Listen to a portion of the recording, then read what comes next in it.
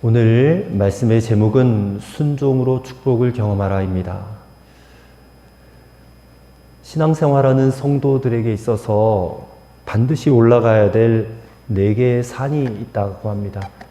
첫 번째는 순종의 산 모리아산이고요. 두 번째는 사명의 산 호렙산이고, 세 번째는 승부의 산 갈멜산이라고 합니다.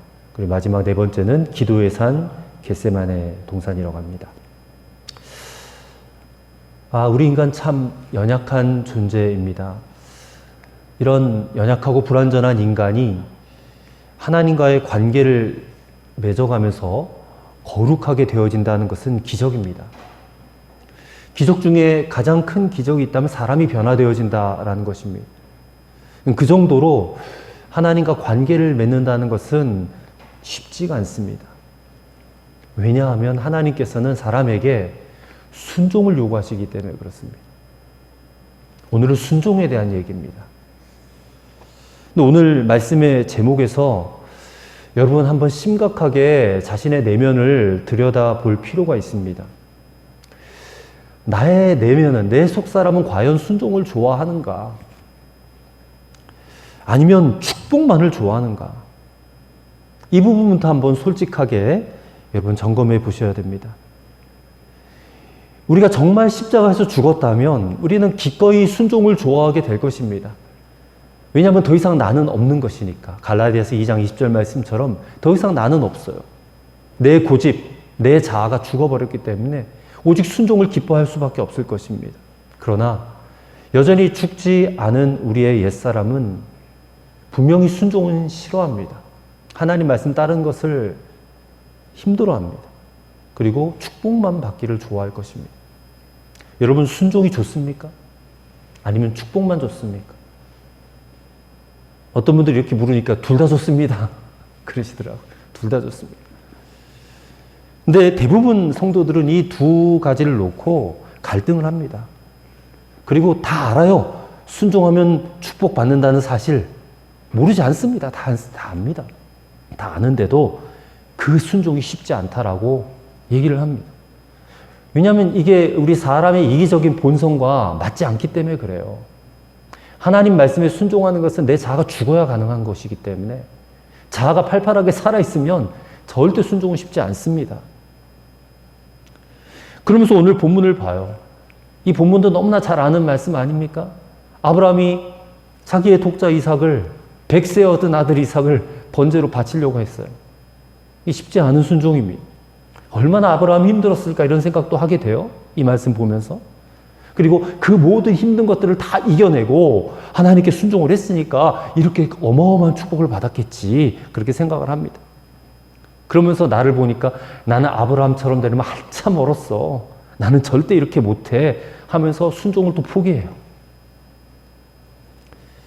그러면서도 또 한편으로는 축복받고 싶어 하는 그런 마음이 또 있어요. 그게 우리의 속사람입니다. 이런 내면의 갈등을 안고 신앙생활을 하는 그런 우리의 모습이 얼마나 처량한지 모릅니다.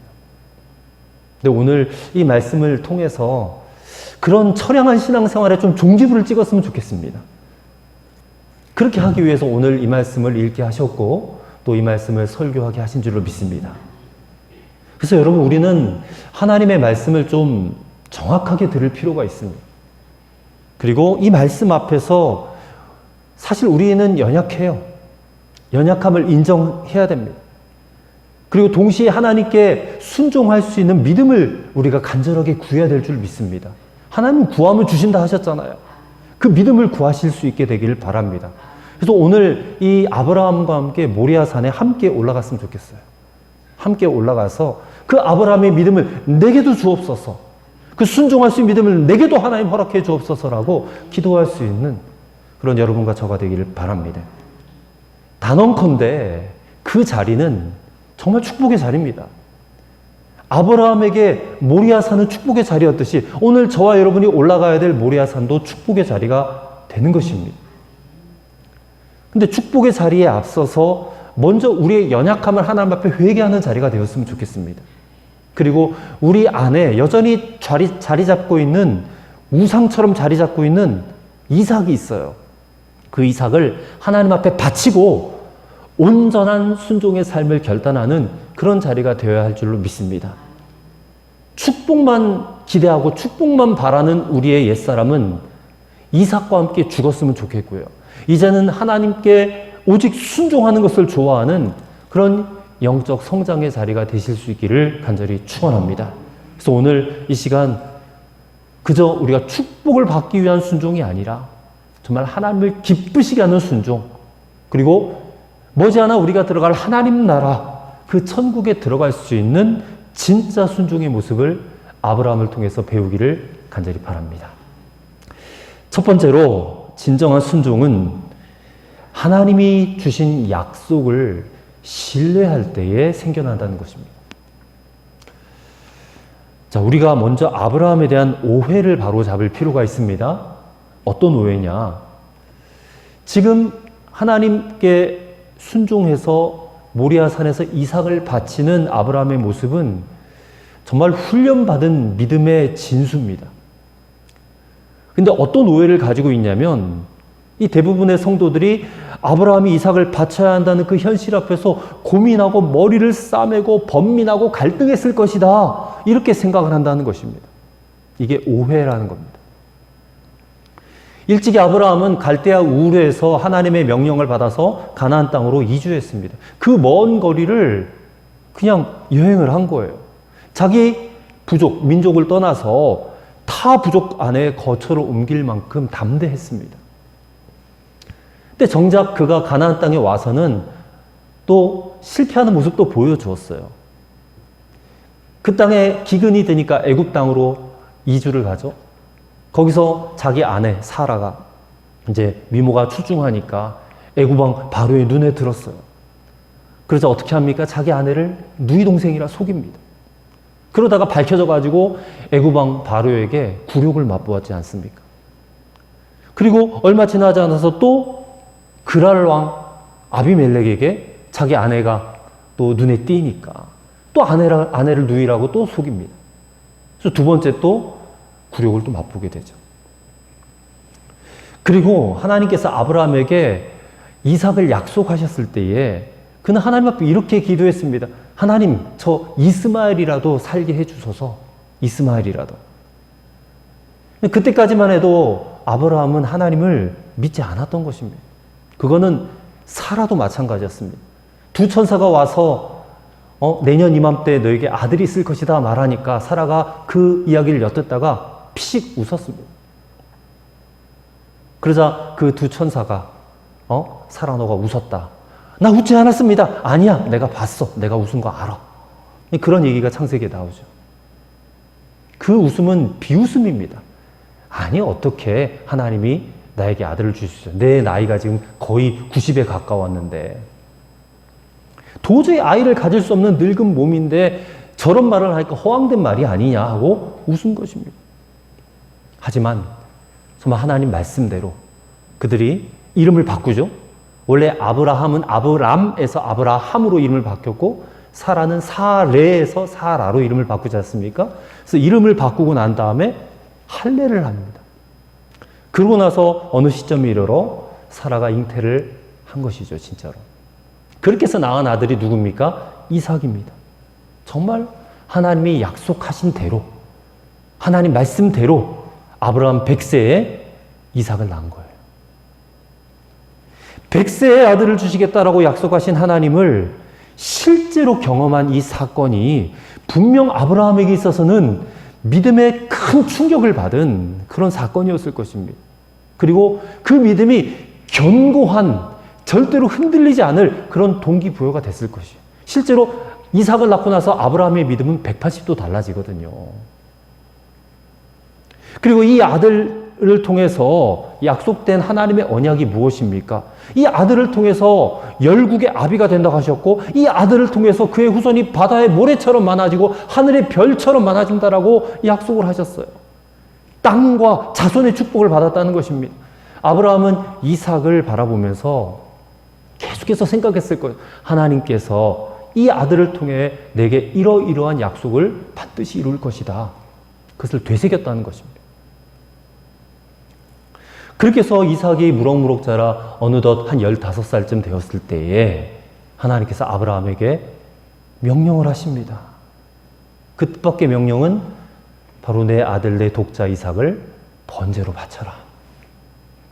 여러분, 그때 아브라함의 반응을 한번 주의 깊게 살펴보셔야 됩니다. 자, 오늘 우리가 읽진 않았지만 22장 2절, 3절 말씀을 보십시오. 3절 말씀.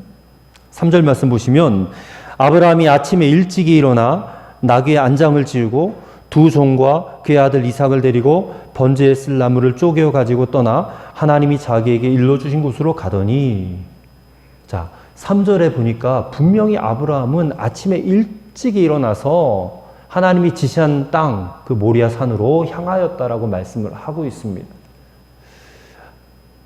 잠이 오지 않아서 아침에 일찍 일어났을까요? 그렇게 보시면 안 됩니다. 이 말씀은 하나님의 말씀에 즉각적으로 순종하려고 하는 자기 의지의 모습입니다. 단호한 의지의 모습입니다. 하나님이 아브라함에게 명령을 내렸을 때에 그 명령을 들은 아브라함은 여러분 조금도 두려워하지 않았어요. 조금도 번민하지 않았습니다. 갈등하지도 않았습니다. 그것이 바로 이 3절의 말씀의 진정한 의미입니다. 어떻게 그렇게 할 수 있었을까? 약속의 말씀을 신뢰하였기 때문입니다. 이삭을 통해서 주신다고 하신 하나님의 약속의 말씀을 믿었다는 거예요. 여러분, 약속을 신뢰할 때에 진짜 순종이 가능해지는 것입니다. 처음 아브라함은 믿음이 부족했어요. 그래서 많이 실수했습니다. 자기 아내를 누이 동생이라 속이고 굴욕도 맛보고 또 아들을 주신다는 것도 믿지 못해서 첩을 취해서 하갈을 취해서 이스마엘도 낳았고 그런 실수를 경험을 했어요. 그런 부족한 믿음의 최고봉이 뭐냐면 이삭 주신다고 하신 하나님의 말씀을 안 믿은 거예요. 그런데 진짜 100세의 이삭을 얻었잖아요. 진짜. 그래서 그날 아들을 얻은 그날 아브라함은 믿음의 깊은 각성과 변화를 경험한 것입니다. 그 경험이 아브라함 믿음 평생에 있어서 어찌 보면 가장 견고한 터를 마련해주는 그런 사건이 되었음에 분명합니다. 그때부터 절대 흔들리지 않는 거예요. 근데 그런 그에게 하나님이 나타나셔가지고 이삭을 번제로 바쳐라. 그렇게 했을 때 아브라함이 어떻게 했습니까? 아이고, 이제 내 아들 죽었네. 어떻게 하지? 하고 슬퍼했을까요? 아닙니다. 오히려 아브라함은 이 처음 이삭을 놓고 하나님이 약속하신 그 언약을 떠올렸을 거예요. 그 말씀을 받고 언약을 떠올렸다는 것입니다. 하나님 분명히 내 아들 이삭을 통해서 내 씨가 바다의 모래같이 많아지리라, 하늘 별과 같이 많아지리라 분명히 떠올렸을 거란 말이에요. 절대 이삭이 죽음으로 끝나지 않을 것이다 라고 믿었다는 거예요. 히브리서 11장이 그것을 증명합니다. 히브리서 11장 17절부터 19절 말씀을 읽어드릴게요. 아브라함은 시험을 받을 때에 믿음으로 이삭을 드렸으니 저는 약속을 받은 자로 돼 그 독생자를 드렸느니라. 저에게 이미 말씀하시기를 내 자손이라 칭할 자는 이삭으로 말미암으리라 하셨으니 저가 하나님이 능히 죽은 자 가운데서 다시 살리실 줄로 생각한지라. 비유컨대 죽은 자 가운데서 도로 받은 것이니라. 자, 이 히브리서의 말씀이 아브라함의 믿음의 근원을 밝히는 것입니다. 아브라함은 두려워하지 않았어요. 믿었습니다. 절대 이삭이 죽지 않을 것이다. 혹시 죽어도 하나님이 다시 살려낼 것이다. 그렇게 확신한 것입니다. 그렇게 아브라함은 이 하나님의 명령이 떨어졌을 때에 조금 더 걱정하지도 않았고 염려하지도 않았고 두려워하지도 않았고 아침에 일찍 일어나서 단호한 의지로 모리아산에 올라갈 수 있었다는 것입니다. 여러분, 하나님을 믿어도 이렇게 믿어야 되지 않겠습니까? 아브라함의 이 믿음을 절대로 의심해서는 안 됩니다. 그의 믿음은 완전한 믿음이고 확고한 믿음이었습니다. 모리아산에서 그의 믿음은 확정되고 확정되었습니다. 그래서 같이 모리아산에 올라가자는 거예요, 우리도. 그의 믿음을 우리의 믿음 삼기 위해서. 여러분, 하나님께로 여러분의 마음이 향하여 있게 되기를 축원합니다. 하나님께로 마음이 향한 자들은 하나님의 약속의 말씀이 이루어지는 것을 경험할 수밖에 없습니다. 여러분, 우리도 아브라함처럼 약속의 말씀을 받은 자들인 줄로 여러분 믿으시길 바랍니다. 나 아브라함처럼 받은 거 없는데요?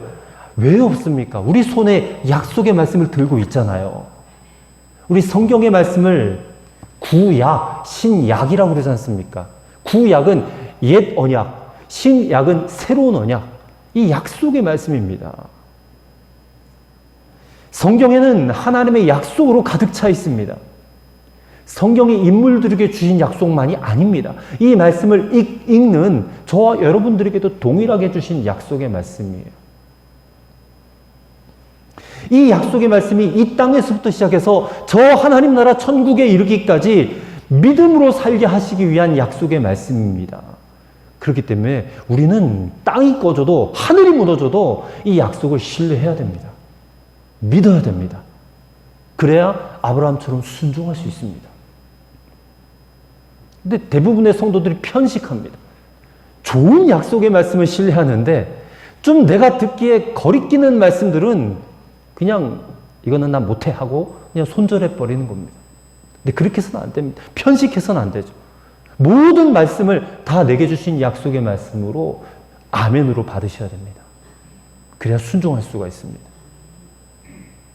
약속의 말씀이 의심이 들어오는 분들이 많이 계세요. 그러면 오늘 다시 이 아브라함과 함께 모리아 산에 올라가시기를 바랍니다. 그곳에서 다시 한번 하나님의 약속의 말씀을 여러분 확인해 보시고 아브라함이 그러했던 것처럼 여러분의 믿음도 정말 확정되고 확정되어지게 되기를 간절히 바랍니다. 그러한 훈련을 통해서 우리의 믿음은 결국 순종으로 이어져야 돼요. 그리고 그 순종이 결국에는 여호와 이레라는 축복으로 나타나게 될 줄을 믿습니다. 둘째로 진정한 순종은 나의 관점을 내려놓고 하나님의 관점을 가질 때 생겨난다는 것입니다. 성경 연구가 제임스 스트롱이라는 분은 이 모리아라는 뜻이 여호와께서 보신다 라고 해석을 했습니다. 여호와께서 보신다. 때문에 이 모리아 산은 하나님 관점의 산이라고 볼 수가 있습니다. 하나님은 때로는 저와 여러분을 아주 높은 시험의 산, 때로는 고난의 산으로 인도하실 때가 있습니다. 근데 우리가 그곳을 나를 망하게 하는 산, 나를 실패하게 하는 산, 나를 죽게 만드는 산이라고 생각하고 힘들어해요. 절대 그게 아닌데. 하나님과 함께 오르는 그 산은요, 그게 무슨 산이든 간에 내 시선을 바꿔놓는 산이에요. 내 관점을 변화시켜 놓는 산이에요. 그래서 하나님의 관점으로 바꿔놓는 그런 산이 되는 것입니다. 오늘 하나님께서 아브라함을 모리아 산으로 데리고 올라가셨어요. 하나님이 왜 그 산으로 데리고 올라가셨을까? 아브라함의 관점을 바꾸시기 위해서. 문제는 하나님의 관점을 갖기까지 이 사람의 눈을 가로막고 있는 것들이 있다는 것입니다. 아브라함도 있었어요. 아브라함도 있었습니다. 그게 뭐냐? 그에게 무슨 재산이 귀했겠습니까? 나이도 100세가 넘었는데 무슨 건강이 중요했겠어요? 명예가 귀했겠습니까? 아니요. 그에게 가장 귀했던 것은 다름 아닌 독자 이삭뿐이었습니다. 모든 관점이 이삭을 통해서 보는 거예요. 이삭을 통해서. 가장 귀한 것, 생명보다 귀한 것. 근데 하나님께서요, 그것을 질투하셨던 것 같아요. 가장 귀한 것은 하나님이 되셔야 되는데 하나님보다 이삭을 향하여 있는 거예요. 시선이, 관점이. 그래서 너의 그 관점을 내게 달라 하시는 겁니다. 여러분, 우리에게 있어서 하나님의 관점을 빼앗아가는 그 무엇이 있다면요, 그게 뭔지 아십니까? 우상입니다. 우상입니다. 지금 저와 여러분이 너무나 소중하게 여기는 것이 있어서 그것이 하나님을 바라보는 눈을 가리고 있다면 그게 바로 우상입니다. 그 우상을 하나님이 내게 달라는 거예요. 내게 달라. 그래서 하나님을 바라보는 관점을 회복하게 하시는 거예요. 창세기 22장 2절, 아까 3절 읽었는데 2절을 보십시오. 여호와께서 이르시되 내 아들 내 사랑하는 독자 이삭을 데리고 모리아 땅으로 가서 내가 내게 일러준 한 산 거기서 그를 번제로 드리라. 여기에서 지금 어떤 표현이 나옵니까? 내 아들 내 사랑하는 독자 이삭. 자, 평소에 아브라함이 이삭을 내 것이라고 주장했던 것 같아요. 이삭은 내 거야. 근데 그게 바로 시험이고 그게 바로 우상이고 그게 바로 잘못된 관점이라는 겁니다. 아브라함은 아마도 분명히 그랬을 거예요. 이삭을 끊임없이 내 것이다, 자기 것이다라고 여겼을 것입니다. 100세에 낳은 아들이니까 오죽하겠어요. 얼마나 이쁘겠습니까? 눈에 넣어도 아프지 않은 귀한 자식이죠. 우리도 우리 자식들을 내 것이라고 생각하는 관점이 커요. 근데 어디 뭐 그것뿐이겠습니까? 내 집, 내 재산, 내 자동차, 내 명예, 내 돈. 이 땅에서 썩어 없어져 버릴 것들이 얼마나 집착하고 살아갑니까? 근데 분명히 말씀드리지만 하나님의 백성에게는 내 것은 존재하지 않습니다. 여러분이 예수 그리스도의 보혈로 말미암아 구원함을 받은 하나님의 백성들이 되었다면 내 것은 없습니다. 여러분 손에 있는 것은 다 하나님 것이지. 그런데 그리스도인이 만약 내 것이라고 주장을 하게 된다면 그것이 바로 우상이라는 겁니다. 그것이 바로 시험이라는 거예요. 하나님께 그것을 바치기 전까지 하나님은 우리에게 하나님의 관점을 주실 수가 없습니다. 그것이 존재하는 한 여호와 이레의 축복은 없다는 것입니다.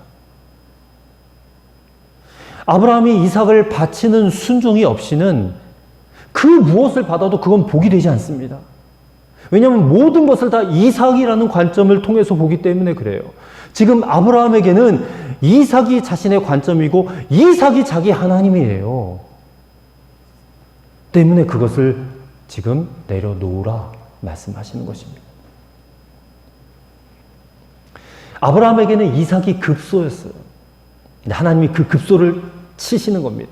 여러분 이게 어떻게 보면 굉장히 잔인하게 느껴질 수도 있습니다. 하나님이 급소를 때리시네. 야곱은 환도뼈를 때렸잖아요. 근데 아브라함에게는 이삭을 바치라고 급소를 때리시는 겁니다. 근데 여러분 신앙생활이 이 급소를 해결하지 않고서는 하나님의 관점을 가질 수가 없어요. 저도 그렇고 여러분도 그렇고 급소 다 있습니다. 대부분이 물질이라는 급소 없지 않지 않습니까? 다 있습니다. 물질이라는 관점으로 모든 것을 보니까 언제나 물질 때문에 시험 들고 물질 때문에 넘어진다는 것입니다. 또 자기 생각, 자기 경험, 자기 고집 이게 급소인 사람들도 있어요. 그 사람은 그 자아가 죽기 전까지는 하나님의 관점을 얻을 수가 없어요. 자존심, 명예가 급소인 사람도 있어요.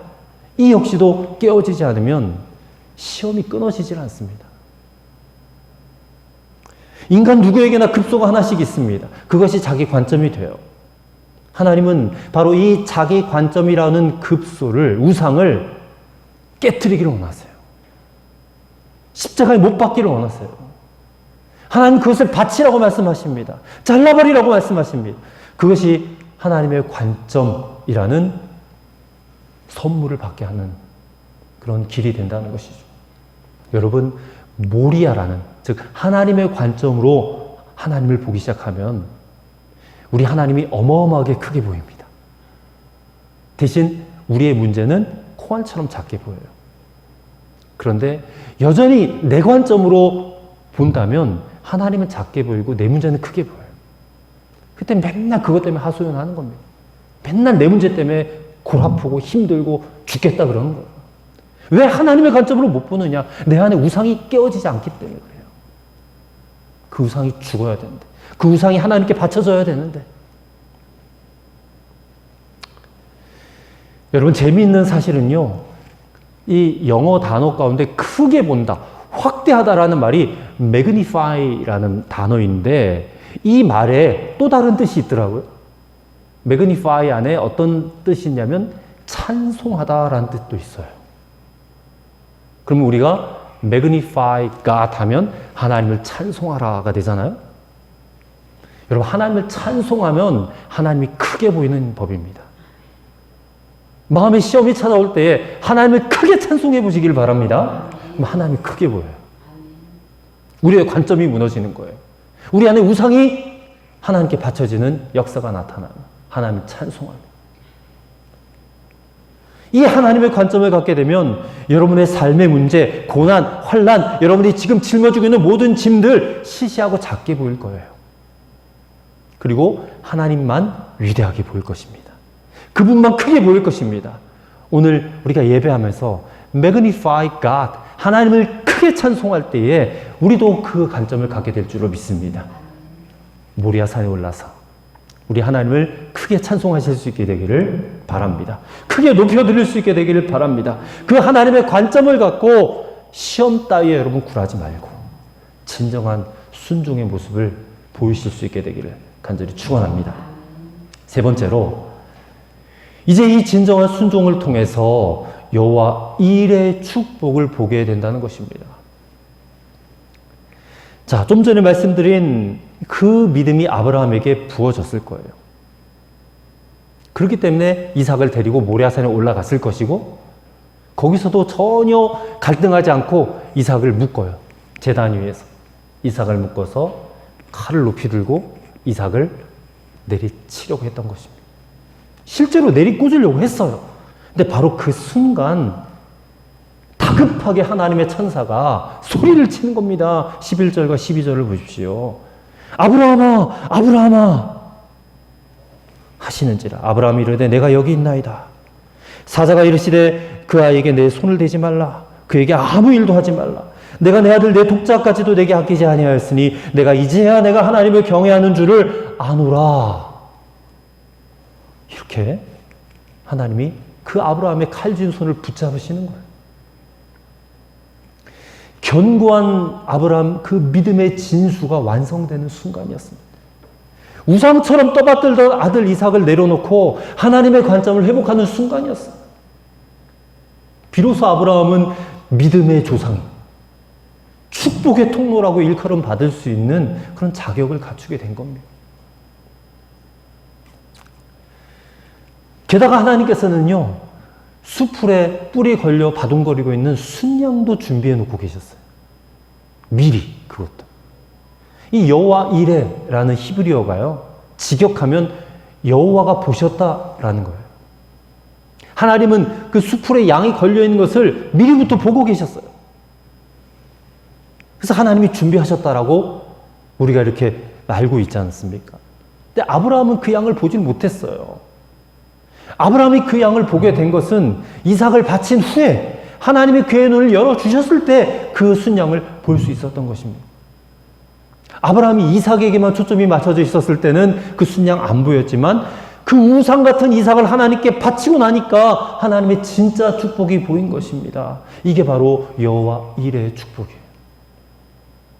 여호와 이레, 여호와의 산에서 준비되리라.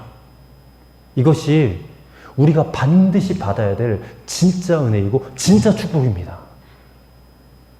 여러분, 약속에 대한 신뢰가 있을 때, 하나님의 관점을 갖게 될 때에 이 하나님의 준비하심이 우리 눈에 들어오기 시작하는 것입니다. 아브라함에게 하나님은 준비하신 하나님이셨어요. 우리에게도 마찬가지입니다. 우리에게도 하나님은 준비하신 하나님이에요. 여호와 이레의 하나님입니다. 하나님이 저와 여러분들에게 준비해 놓으신 것이 있어요. 세 가지가 있습니다. 첫째는 어린 양 예수 그리스도입니다. 어린 양 예수 그리스도. 하나님이 아브라함을 위해서는 순양을 준비해 두셨어요. 그래서 그것을 이삭을 대신해서 하나님 앞에 번제로 드렸어요. 우리 인간은 죄 때문에 정죄당하고 저주받을 수밖에 없었던 존재들이었어요. 이런 인간에게 무엇이 가장 필요한지 하나님이 아세요. 저와 여러분에게 무엇이 필요합니까? 이 죄값을 지불해야 될 저와 여러분에게 오직 하나님께서 정하신 어린 양의 희생을 통한 구원이 절대적으로 필요했다는 것입니다. 그 어린 양이 뭡니까? 독생자 예수 그리스도죠.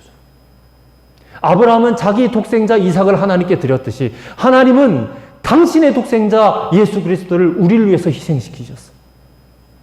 유일한 유월절 어린 양이 되셔서 우리를 위해 희생당하신 것을 믿는 믿음, 그 믿음이 우리에게 반드시 있어야 될 것입니다.